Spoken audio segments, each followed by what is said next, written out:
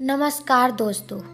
एक दिन खाली बैठे मैंने फेसबुक पर एक अनजाने आदमी को फ्रेंड रिक्वेस्ट भेज दी, जो दिखने में बहुत हैंडसम था। उस आदमी ने उसी रात फेसबुक पर मेरी भेजी फ्रेंड रिक्वेस्ट एक्सेप्ट कर ली। तुम्हें पता है कि तुम इस साड़ी में कितनी खूबसूरत लग रही हो, उसने मैसेज किया। थैंक्स, मुझे भी तुम्हारी डीपी अच्छी लगी। इसी तरह हमने बातें करनी शुरू कर दी। मुझे पता था कि वह 39 साल का शादीशुदा आदमी है, जो 2 बच्चों का बाप भी है। अब इन सब चीज़ों के बाद भी हमने बातें शुरू कर दी। इतना ही नहीं, हमने अपना नंबर भी एक दूसरे के साथ बदल लिया। देखते ही देखते हम एक दूसरे के करीब आ गए और एक दूसरे के बेस्ट फ्रेंड बन गए। फेसबुक पर हम एक दूसरे के साथ बहुत ज़्यादा बातें करने लगे और सोशल मीडिया पर ज़्यादा से ज़्यादा समय बिताने लगे।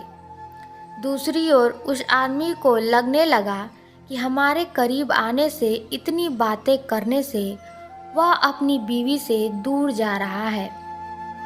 वह अपने बच्चों के साथ दूसरे स्टेट में रहती थी। वह मुझसे बोलता था, अभी पता नहीं, मैं सारा दिन तुम्हारे बारे में ही सोचता रहता हूँ। मुझे अफसोस है इस बात पर। मैं नेचर से काफ़ी शर्मीली थी। मेरे काफ़ी अच्छे दोस्त भी थे, लेकिन मुहाफिज जैसा दोस्त होना काफ़ी स्पेशल था मेरे लिए। 1 महीने की चैटिंग के बाद हमने स्काइपिंग करना भी शुरू कर दिया। हम उस पर बातें कम और एक दूसरे को घंटों निहारा ज़्यादा करते थे। एक रात वह मेरे साथ वीडियो कॉल पर था। उसने बोला, ऐसे देखते देखते कहीं प्यार न हो जाए। खैर, अब हम रोज़ ही वीडियो कॉल करने लग गए। हम इतने पास आ चुके थे कि अब हम एक रियल कपल की तरह बिहेव करने लगे थे। हम रोमांस करते, एक दूसरे को चिढ़ाते और थोड़ी लड़ाइयाँ भी करते।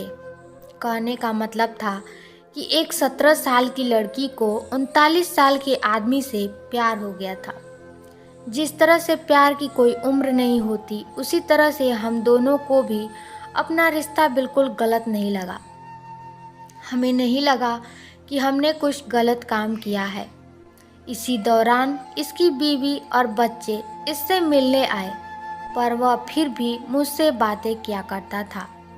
यहाँ तक कि वह अपनी बीवी के सामने भी मेरी कॉल उठा लेता था। उसी दौरान उसकी बीवी उस पर शक करने लगी, क्योंकि अब वह पहले जैसा बिल्कुल नहीं रहा।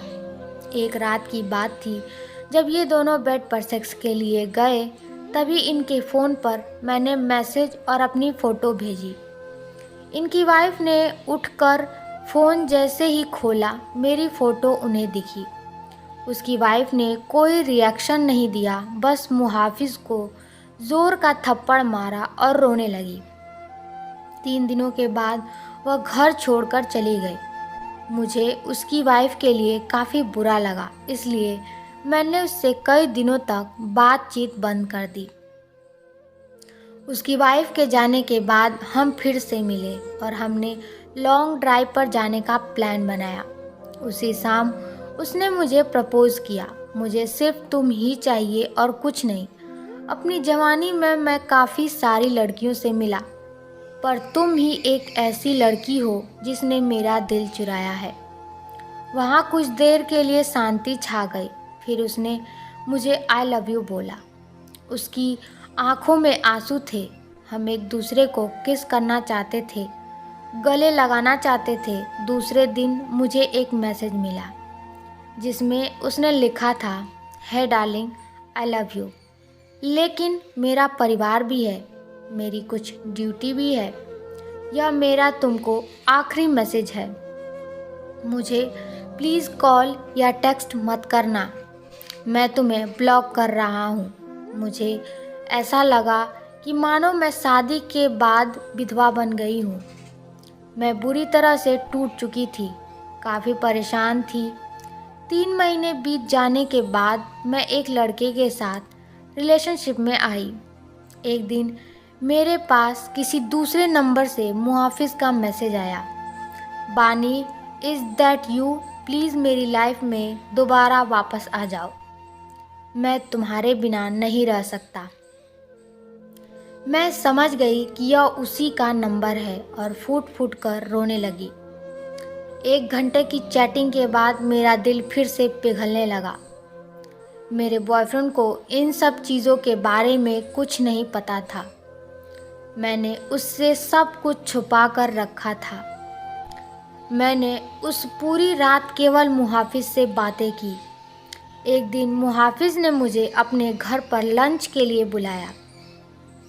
मैंने हाँ कर दी और चली गई।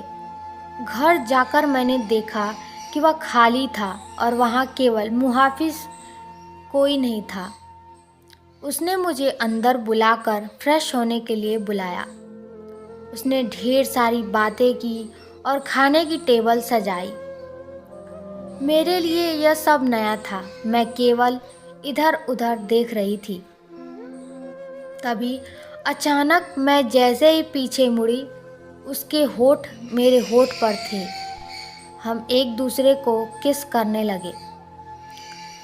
मैं भूल गई वह कौन है और मेरी उम्र कितनी है। वह पहला टाइम था जब मैं किसी के साथ सेक्स कर रही थी, वो भी ये जाने कि हमने प्रोटेक्शन नहीं लिया है या नहीं। तभी मुझे दर्द का एहसास हुआ और मैंने अपनी वर्जिनिटी उसे दे दी, जिससे मैं बेहद प्यार करती थी। मैं उसी दर्द भरी हालत में घर वापस आ गई। दूसरे दिन मुझे काफ़ी अच्छा महसूस हो रहा था। अब मुझे पूरी तरह से एहसास हो चुका था कि वह मुझे कभी नहीं छोड़ेगा। अब मैं प्यार पाने के लिए इतनी ज़्यादा एक्साइटेड नहीं थी।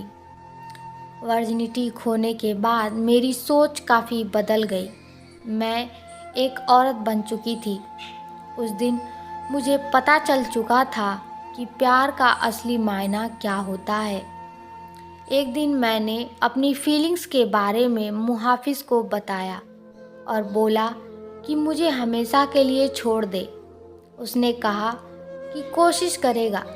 धीरे धीरे मुहाफिज का नाम मेरी ज़िंदगी से मिटता चला गया। वह हमेशा रहेगा मेरा पहला प्यार।